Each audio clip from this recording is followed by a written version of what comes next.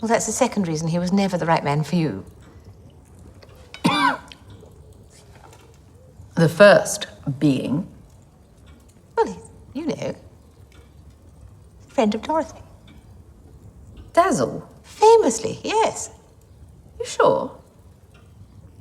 But the way he looks at me sometimes. Describe that. With great, big, adoring eyes. I think you'll find that's because you're a royal princess, and he's a raging snob. Am I that stupid? Or desperate?